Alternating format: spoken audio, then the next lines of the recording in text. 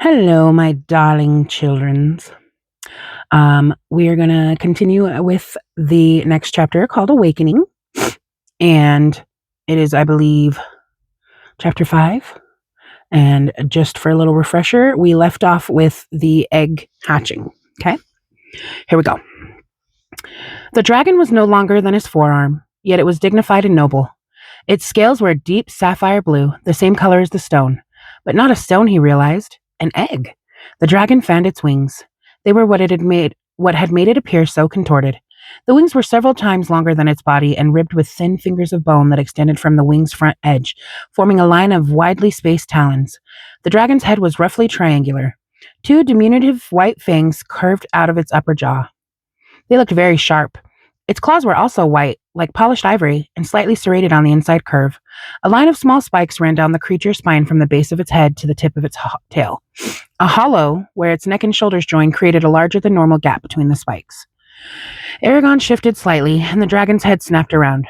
Hard, ice blue eyes fixed on him. He kept very still. It might be a formidable enemy if it decided to attack. The dragon lost interest in Eragon and awkwardly explored the room, squealing as it bumped into a wall or furniture. With a flutter of wings, it leapt onto the bed and crawled to his pillow, squeaking.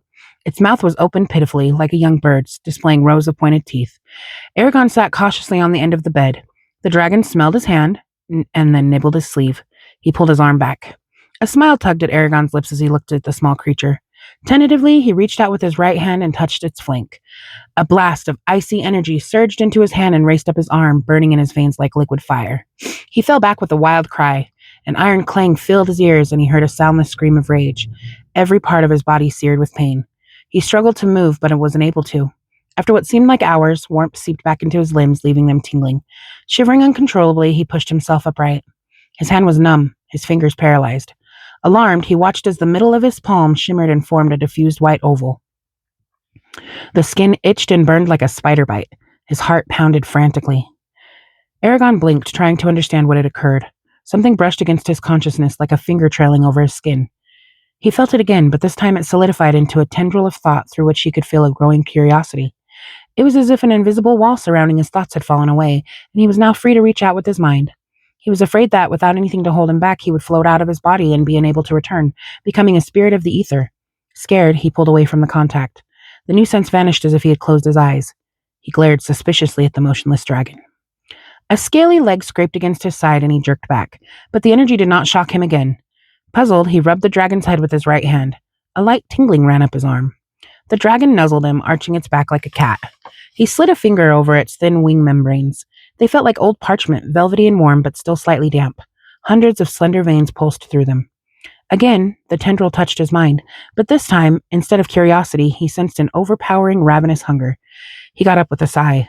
This was a dangerous animal, of that he was sure. Yet it seemed so helpless, crawling on his bed, he could only wonder if there was any harm in keeping it. The dragon wailed in a reedy tone as it looked for food. Eragon quickly scratched his head to keep it quiet. I'll think about this later, he decided, and left the room, carefully closing the door. Returning with 2 strips of dried meat, he found the dragon sitting on the windowsill watching the moon. He cut the meat into small squares and offered one to the dragon. It smelled the square cautiously, then jabbed its head forward like a snake and snatched the meat from his fingers, swallowing it whole with a peculiar jerk. The dragon prodded his hand for more food. He fed it, careful to keep his fingers out of the way. By the time there was only 1 square left, the dragon's belly was bulging. He preferred the last piece, and the dragon considered it for a moment, then lazily snapped it up. Done eating, it crawled onto his arm and curled against his chest. Then it snorted, a puff of dark smoke rising from its nostrils. Eragon looked at it with wonder. Just when he thought the dragon was asleep, a low humming came from its vibrating throat. Gently, he carried it to the bed and set it by its pillow. The dragon, eyes closed, wrapped its tail around the bedpost contentedly. Eragon lay next to it, flexing his hand in the near darkness. He faced a painful dilemma. By raising a dragon, he could become a writer. Myths and stories about riders were treasured, and being one would automatically place him among those legends. However, if the Empire discovered the dragon, he and his family would be put to death unless he joined the king. No one could, or would, help him. The simplest solution was just to kill the dragon, but the idea was repugnant, and he rejected it. Dragons were too revered for him to even consider that. Besides, what could betray us, he thought. We live in a remote area and have done nothing to draw attention. The problem was convincing Garrow and Roran to let him keep the dragon. Neither of them would care to have a dragon around. I could raise it in secret. In a month or 2 it will be too large for Garrow to get rid of, but will he accept it? Even if he does, can I get enough food for the dragon while it's hiding? It's no larger than a small cat, but it ate an entire handful of meat. I suppose it'll be able to hunt for itself eventually, but how long until then? Will it be able to survive the cold outside? All the same, he wanted the dragon.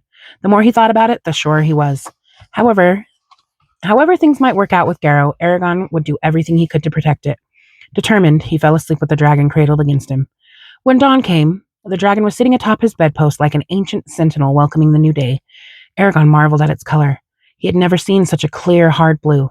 Its scales were like hundreds of small gemstones. He noticed that the white oval on his palm where he had touched the dragon had a silvery sheen.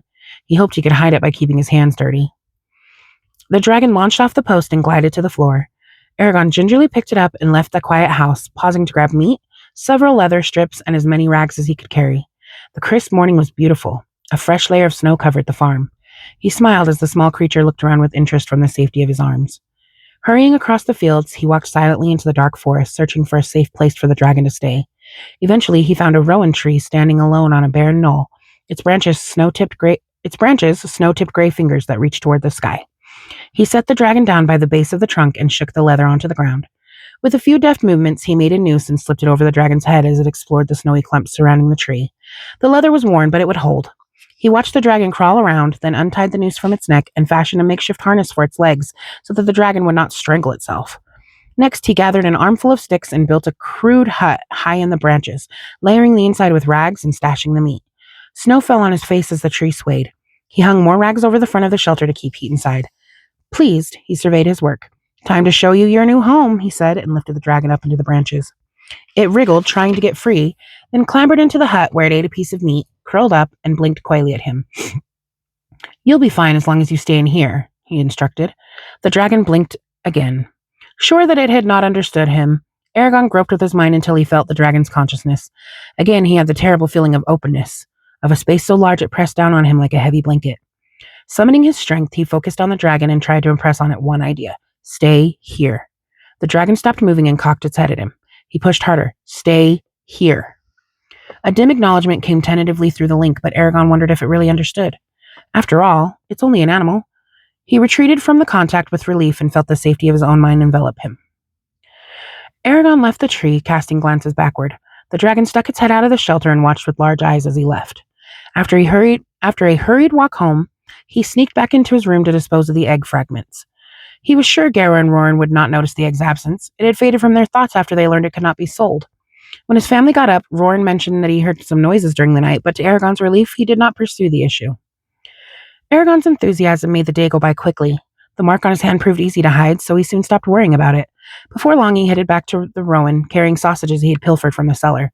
With apprehension, he approached the tree. Is the dragon able to survive outside in winter? His fears were groundless. The dragon was perched on a branch, gnawing on something between its front legs. It started squeaking excitedly when it saw him. He was pleased to see that it had remained in the tree above the reach of large predators. As soon as he dropped the sausages at the base of the trunk, the dragon glided down. While it voraciously tore apart the food, Eragon examined the shelter. All the meat he had left was gone, but the hut was intact and tufts of feathers littered the floor. Good. It can get its own food. It struck him that he did not know if the dragon was a he or a she. He lifted and turned it over, ignoring its squeals of displeasure, but was unable to find any distinguishing marks. It seems like it won't give up any secrets without a struggle. He spent a long time with the dragon. He untied it, set it on his shoulder, and went to explore the woods. The snow-laden trees watched over them like solemn pillars of a great cathedral. In that isolation, Eragon showed the dragon what he knew about the forest, not caring if it understood his meaning. It was the simple act of sharing that mattered. He talked to it continuously. The dragon gazed back at him with bright eyes, drinking in his words. For a while, he just sat with it resting in his arms and watched it with wonder, still stunned by recent events.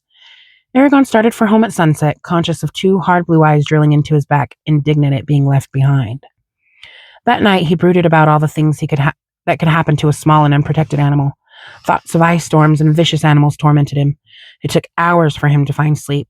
His dreams were of foxes and black wolves tearing at the dragon with bloody teeth. In the sunrise glow, Eragon ran from the house with food and scraps of cloth, extra insulation for the shelter. He found the dragon awake and safe, watching the sunrise from high in the tree. He fervently thanked all the gods, known and unknown. The dragon came down to the ground as he approached and leapt into his arms, huddling close to his chest. The cold had not harmed it, but it seemed frightened. A puff of dark smoke blew out of its nostrils. He stroked it comfortingly and sat with his back to the Rowan, murmuring softly. He kept still as the dragon buried its head in his coat. After a while, it crawled out of his embrace and onto his shoulder. He fed it, then wrapped the new rags around the hut. They played together for a while, but Eragon had to return to the house before long. A smooth routine was quickly established. Every morning, Eragon ran out to the tree and gave the dragon breakfast before hurrying back. During the day, he attacked his chores until they were finished and he could visit the dragon again. Both Garrow and Roran noted his behavior and asked why he spent so much time outside. He just shrugged and started checking to make sure he was not followed to the tree. After the first few days, he stopped worrying that a mishap would befall the dragon. Its growth was explosive. It would soon be safe from most dangers. The dragon doubled in size in the first week. 4 days later, it was as high as his knee. It no longer fit inside the hut in the Rowan, so Eragon was forced to build a hidden shelter on the ground. That task took him 3 days. When the dragon was a fortnight old, Eragon was compelled to let it roam free because it needed so much food. The first time he untied it, only the force of his will kept it from following him back to the farm. Every time it tried, he pushed it away with his mind until it learned to avoid the house and its other inhabitants. And he impressed on the dragon the importance of hunting only in the spine, where there was less chance of being seen. Farmers would notice if game started disappearing from Palancar Valley. It made him feel both safer and uneasy when the dragon was so far away. The mental contact he shared with the dragon waxed stronger each day. He found that although it did not comprehend words, he could communicate with it through images or emotions. It was an imprecise method, however, and he was often misunderstood.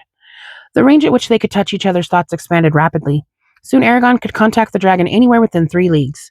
He often did so, and the dragon, in turn, would lightly brush against his mind. These mute conversations filled his working hours. There was always a small part of him connected to the dragon, ignored at times, but never forgotten. When he talked with people, the contact was distracting, like a fly buzzing in his ear. As the dragon matured, its squeaks deepened to a roar and the humming became a low rumble. Yet the dragon did not breathe fire, which concerned him. He had seen it blow smoke when it was upset, but there was never a hint of flame. When the month ended, Eragon's elbow was level with the dragon's shoulder. In that brief span, it had transformed from a small, weak animal into a powerful beast. Its hard scales were as tough as chainmail armor, and its teeth were like daggers. Eragon took long walks in the evening with the dragon padding beside him. When they found a clearing, he would settle against a tree and watch the dragon soar through the air. He loved to see it fly and regretted that it was not big enough yet to ride. He often sat beside the dragon and rubbed its neck, feeling sinews and corded muscles flex under his hands. Despite Eragon's efforts, the forest around the farm filled with signs of the dragon's existence. It was impossible to erase all the huge 4-clawed footprints sunk deep in the snow, and he refused even to try to hide the giant dung heaps that were becoming far too common. The dragon had rubbed against trees, stripping off the bark, and had sharpened its claws on dead logs, leaving gashes inches deep. If Garrow or Roran went too far beyond the farm's boundaries, they would discover the dragon. Eragon could imagine no worse way for the truth to come out, so he decided to preempt it by explaining everything to them. He wanted to do 2 things first, though: give the dragon a suitable name and learn more about dragons in general. To that end, he needed to talk with Braum, master of epics and legends, the only places where dragon lore survived. So when Roran went to get a chisel repaired in Carvajal, Eragon volunteered to go with him. The evening before they left, Eragon went to a small clearing in the forest and called the dragon with his mind. After a moment, he saw a fast-moving speck in the dusky sky. The dragon dived toward him, pulled up sharply, then leveled off above the trees. He heard a low-pitched whistle as air rushed over its wings. It banked slowly to his left and spiraled gently to the ground. The dragon backflapped for balance with a deep, muffled thwomp as it landed. Eragon opened his mind, still uncomfortable with the strange sensation, and told the dragon that he was leaving. It snorted with unease. He attempted to soothe it with a calming mental picture, but the dragon whipped its tail, unsatisfied. He rested his hand on its shoulder and tried to radiate peace and serenity. Scales bumped under his fingers as he patted it gently. A single word rang in his head, deep and clear: Eragon. It was solemn and sad, as if an unbreakable pact were being sealed. He stared at the dragon and a cold tingle ran down his arm. Eragon. A hard knot formed in his stomach as unfathomable sapphire eyes gazed back at him. For the first time, he did not think of the dragon as an animal. It was something else, something different. He raced home, trying to escape the dragon. My dragon. Eragon. And that's the end of that chapter. So we're going to end this video here.